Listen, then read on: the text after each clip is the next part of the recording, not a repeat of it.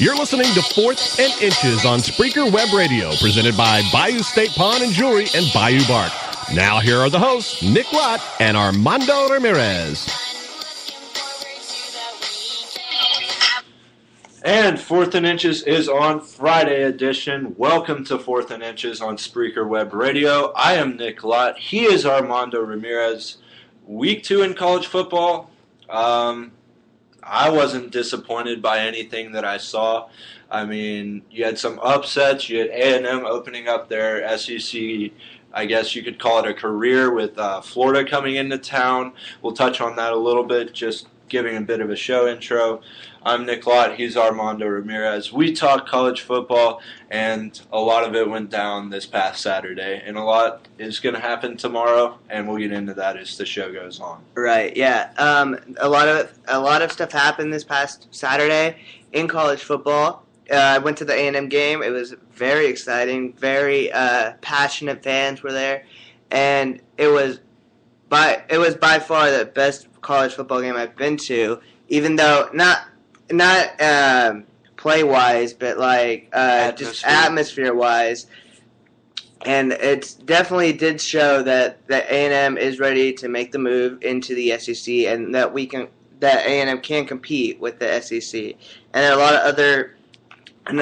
was a lot of other storylines besides the just Texas A&M and Florida. But I mean, I do want to touch on this game a little bit, to the point where, I mean, there was a lot surrounding this game, obviously with College Game Day being here, and I was actually surprised that Kirk Herbstreit and Brent Musburger called that game, because usually they call the primetime game. Right. And I mean, I guess they weren't going to change the game time around because of TV conflicts and stuff like that. Yeah. But there's a lot behind Will Muschamp and College Station, because he was the defensive coordinator at Texas, and then there were all these like Photoshop pictures of Will Muschamp that they were showing on ESPN. You obviously didn't see the broadcast because you were there live, but I mean, and coming into this game, A&M fans were so excited. I mean, they have the right to be. They're starting off in a new conference, but I mean, it seemed to me,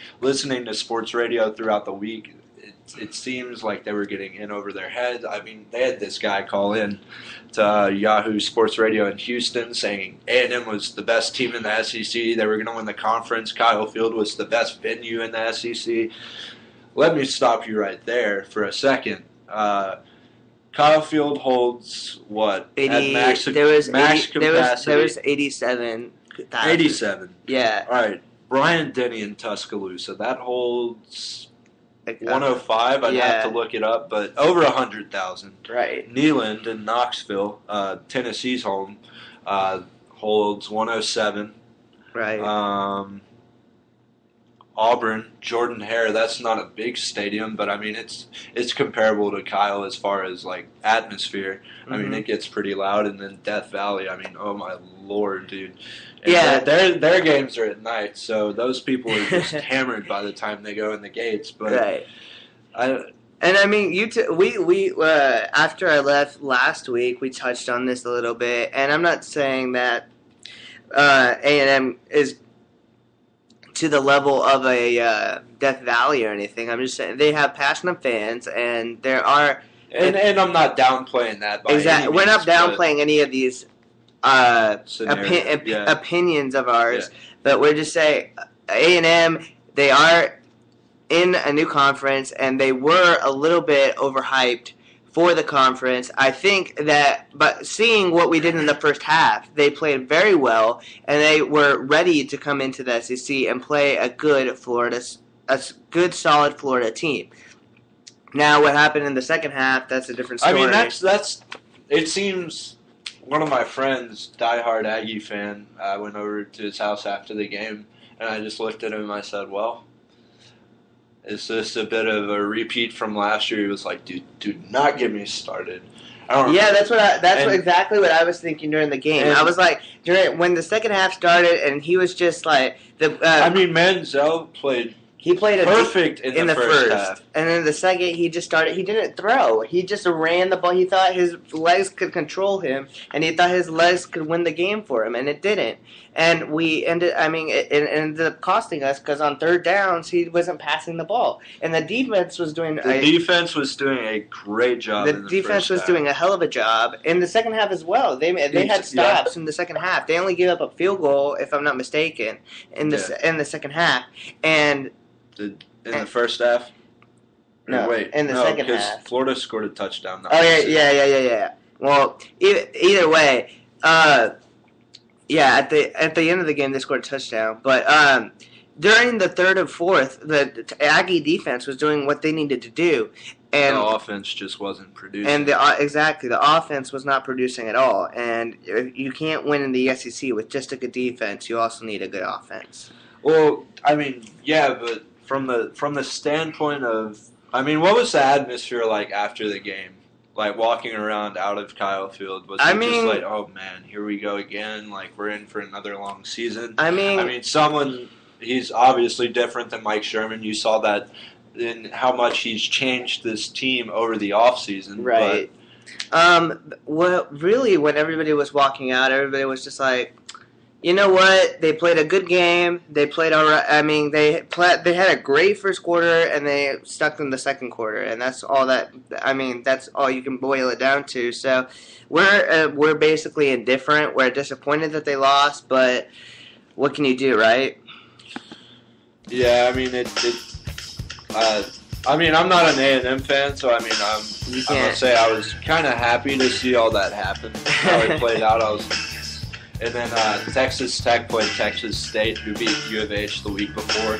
And to be honest, I said it here. I said I'm a little bit nervous about this game because I think Texas State, that kickoff was only like a 10-point underdog. Tech dropped 55 on them and only gave up 10. Tech's on a roll so far. Eric Stevens is back, but we're going to come back. We got a lot more to get to that happened in Week 2 as well as previewing Week 3. 4th and Inches, Spreaker Web Radio, Nick Lott, Armando Ramirez. We're coming back. Hang in.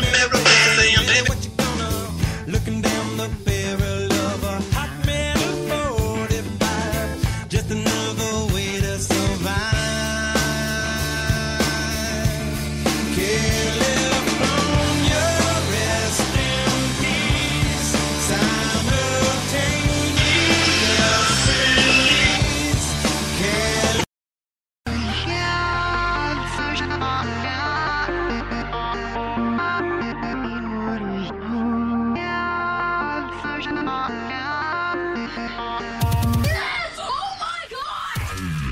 Listening to 4th and Inches on Spreaker Web Radio, presented by Bayou State Pawn and Jewelry, Bayou Bart, and RDM Audio. Now here are the hosts, Nick Lott and Armando Ramirez. And we're back, 4th and Inches, Spreaker Web Radio. Nick Lott, Armando Ramirez here talking college football. Still in a recap of Week 2. Touched on A&M dropping the SEC opener to Florida last segment. But one big storyline that came out this week, I actually heard it Wednesday morning on the way to class. The story was broken on Mike and Mike in the morning. Notre Dame moves to the ACC, all sports except for football. They owe the Big East because the Big East, they're just starting to fall apart. They're getting so much money, They're getting so much money that schools owe them because they left their agreement with the Big East. But anyway, Notre Dame owes the Big East $5 million. Like I said, all sports except for football. The football team will play 5 ACC teams per season, but not be considered into the ACC championship game or anything like that. It's going to remain independent. Really big for the football program.